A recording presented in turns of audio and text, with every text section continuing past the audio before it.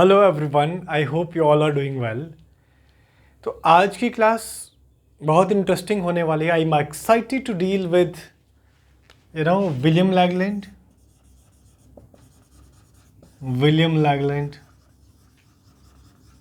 And John Gower.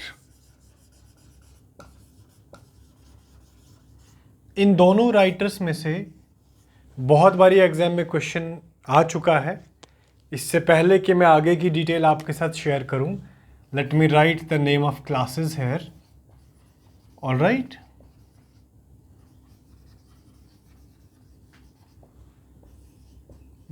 Rest of जो 14th century की details हैं वो मैंने वीडियोस में रिकॉर्ड करके रखी हैं। आप जाके मेरे चैनल पे उन्हें देख सकते हो, पढ़ सकते हो, क्योंकि 14th सेंचुरी से अगर हम एग्जामिनेशन में मार्क्स का मार्जिन देखें तो 14th सेंचुरी से आपके 4 नंबर तो पक्के होते हैं। 2 नंबर आपके कैंटरबरी टेल्स में होते हैं और 2 नंबर आपके रेस्ट ऑफ द पोर्शन से पक्का होते हैं, राइट। तो आज की क्लास में सबसे पहले हम विलियम लैगलैंड को करेंगे। Very important writer. First of all, William Langland जो थे, he was a close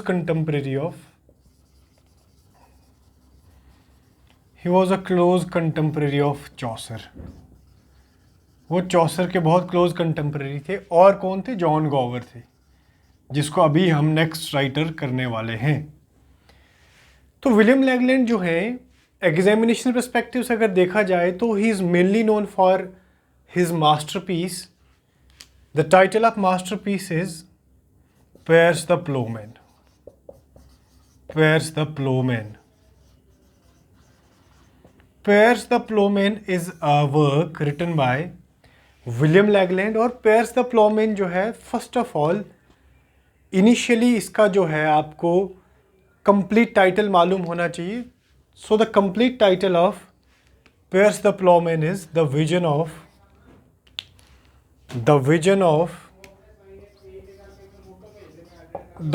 of William concerning Piers the Ploughman. All right, the vision of William concerning Piers the Plowman is, complete title of the Piers the Plowman written by William Lagland. Next जो important बात है Piers the Plowman में से, वो ये है कि it's written in East Midland dialect। जैसे कि मैंने आपसे पहले भी बात करी है कि 14th सेंचुरी के अंदर 4 मेजर डायलेक्ट्स थे। एक ईस्ट डायलेक्ट था, एक नॉर्थ डायलेक्ट था, एक कैंटिश था और एक ईस्ट मिडलैंड डायलेक्ट था। And East Midland dialect was the dialect which was adopted by Geoffrey Chaucer. Alright, so the vision of William concerning Piers the Plowman is written in East Midland dialect. Alright, next जो important information Piers the Plowman से है, that is its allegorical in form. Very important, it's an allegory. Very very important. True and false type के questions में ये information सारी पूछी गई है। All right, and at the same time it's unfinished poem. It's an unfinished poem. It's a poem, right. It's in allegorical form, it's unfinished. All right, moreover Piers the Plowman का जो 3 cantos में division है, that is very important. First canto का नाम क्या है? Do best, do bet and do better. ये जो 3 कैंटोज में इसका डिवीजन है, this is very important. Alright, यहां से क्वेश्चन लॉट मेनी टाइम पूछा गया है कि डू बेट, डू बेस्ट और डू बेटर का जो फिलॉसफी है वो किस वर्क में डिस्कस किया है? It's discussed in William Lagland's Piers the Plowman, or you can say the vision of William concerning Piers the Plowman। अब कंप्लीट टाइटल के अंदर, जैसे कि मैंने आपसे पहले बात करी कि विजन की बात करी है, और वो विजन्स कितनी हैं? फर्स्ट ऑफ ऑल वो विजन्स 11 हैं। ये क्वेश्चन भी एग्जाम में पूछा गया है। और वो विजन्स किस चीज़ की हैं? The vision was of the Malverian hills, MALVERIAN। Total number of visions are 11। और वो विजन किस चीज़ की है? मे बी नरेटर जो थे उनको घर से अब कुछ सामने दिखता हो, तो वो विजन किस चीज़ की थी? The vision was of Malverian hills. All right, very very important, Malverian hill की विजन थी वो। Next very important fact associated with Piers the Plowman is that this poem is a kind of satire on the contemporary manners of the 14th century England. 14th century England, all right. So it was a sort of satire on the contemporary or the current manners of 14th century, all right. अब question exam में ये पूछा गया है कि pairs the प्लॉमैन के अंदर, all right, ये जो पेयर्स हैं ये किस चीज़ को सिंबलाइज करते हैं? तो pairs symbolizes first of all Samaritan, Christ and Samaritan, Christ और किसको सिंबलाइज करते हैं? ये is a symbol of good humanity. Alright, ये क्वेश्चन एग्जाम में पूछा गया है और ऑप्शन के अंदर क्राइस्ट था। सो पायस जो है ही सिंबलाइजेज क्राइस्ट, ऑलराइट। और नेक्स्ट इसके अंदर एक और कैरेक्टर है, the name of character is Meed, पूछा जा सकता है MWD। Meed represents corruption and bribery. Okay, so this was all about the brief introduction of the vision of Willem concerning Piers the Plowman. First of all आपको complete title मालूम होना चाहिए। Visions 11 है और विजन्स किसकी हैं? मेलवेरियन Hills की हैं। Do bet, do better, do best, ये फिलॉसफी आपको मालूम होनी चाहिए। पेयर्स ने जो है वो किसको सिंबलाइज करा है वो भी आपको मालूम होना चाहिए। Alright, so this was all about The Piers the Plowman, allegorical in form. It's an unfinished poem. It's written in East Midland dialect. All right, I hope you got it. Next जो writer हम करेंगे वो बहुत important writer हैं और the writer जो है वो 14th सेंचुरी से ही बिलोंग करते हैं हमारे। He is John Gower. All right, John Gower, very very important. There is no need to polish the life span of the writers. कुछ राइटर्स का लाइफ स्पेन जो है वो आपको याद रखना है as far as master cadre and other competitive exams are concern, but UGC NET के अंदर कभी भी लाइफ स्पेन पे क्वेश्चन नहीं पूछा जाता। ऑल राइट, सो जॉन गॉवर जो थे, he was a close contemporary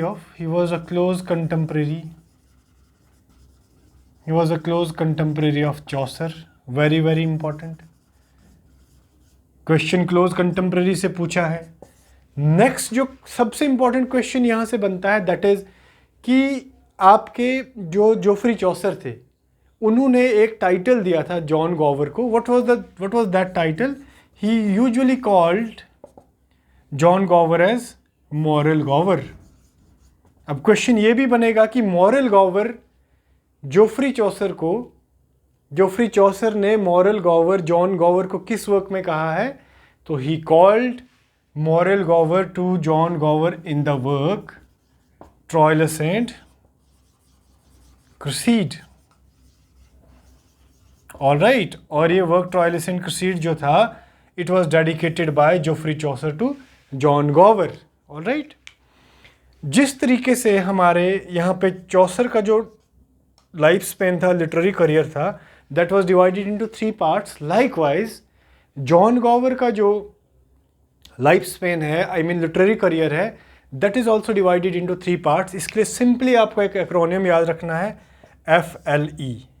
all right, question exam में बना हुआ है कि इसका क्रोनोलॉजिकल ऑर्डर क्या है। तो F stands for French, L stands for Latin and E stands for English. All right, so this is the tripartite division of the literary career of John Gower. He was close contemporary of Geoffrey Chaucer and Chaucer usually called him Moral Gower. किस work में कहा है?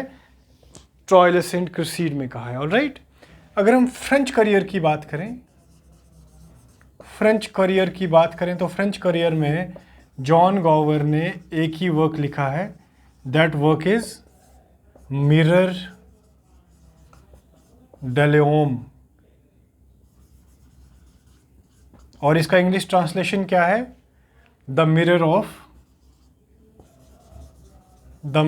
Of meditative man. Alright, English title आपको मालूम होना चाहिए।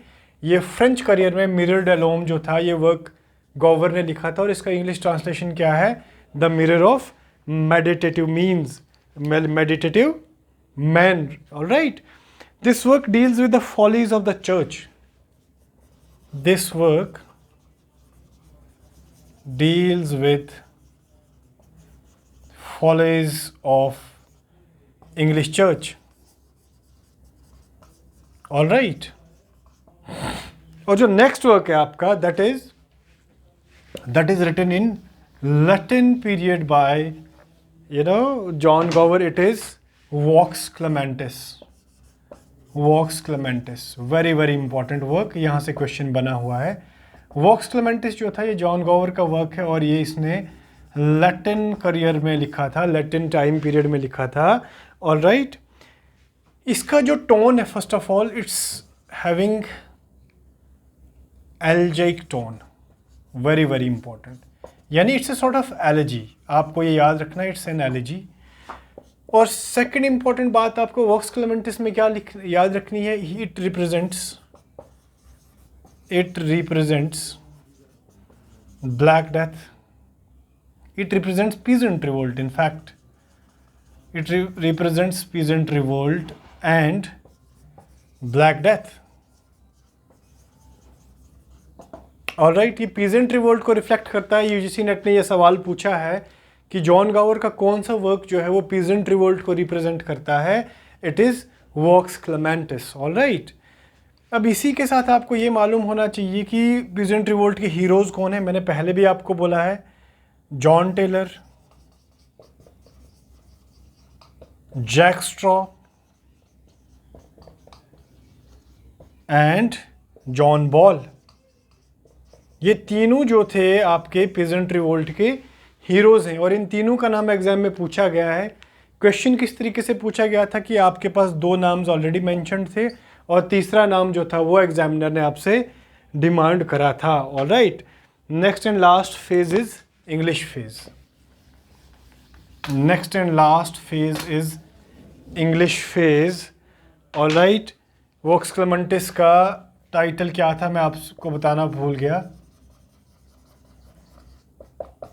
English title क्या था? The voice of one crying.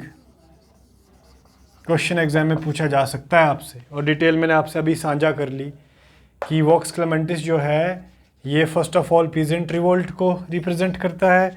इसकी जो टोन है वो एल्जाइक फॉर्म में, it's a sort of elegy. Alright, last जो आपका इंग्लिश पीरियड में आपके गॉवर ने जो वर्क लिखा था, it was Confessio Amantis. Confessio Amantis is English title. I mean English work written by John Gower. All right. Confessio Amantis क्या है? It's a confession of lover, right? It's a confession of a lover. All right. इसमें lover जो है वो अपने प्यार को confess करता है. All right. And very important fact associated with Confessio Amantis is it is a frame story. It's a frame narrative. Frame narrative का क्या मतलब है? इसके अंदर दो और स्टोरीज हैं, मतलब it's story within a story, story within a story. All right, so this was all about Confessio Amantis. All right, और ये जो वर्क है कन्फेशियो अमांतिस, it was dedicated by Gower to Chaucer. And moreover, this work written by Gower was on the request of Richard II. ये Richard second की request पे जो था वर्क लिखा था किसने? आपके गॉवर ने. तो this was all about William Langland John Gower, William Langland का पर्स द प्लॉमैन बहुत इंपॉर्टेंट है।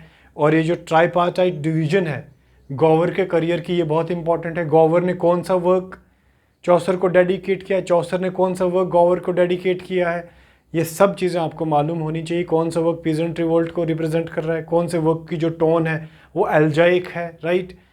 फ्रेंच टाइटल क्या है, लैटिन टाइटल क्या है, इंग्लिश टाइटल क्या है, सारी चीज़ें आपको मालूम होनी चाहिए। आप मेहनत करें, हम ये जर्नी साथ चलेंगे। तब तक के लिए अपना ध्यान रखें, जब तक मैं आपके लिए नेक्स्ट क्लास लेके आता हूँ। और चैनल को सब्सक्राइब करना ना भूलें, रिवीजन पे फोकस करें। All right, thank you, bye bye.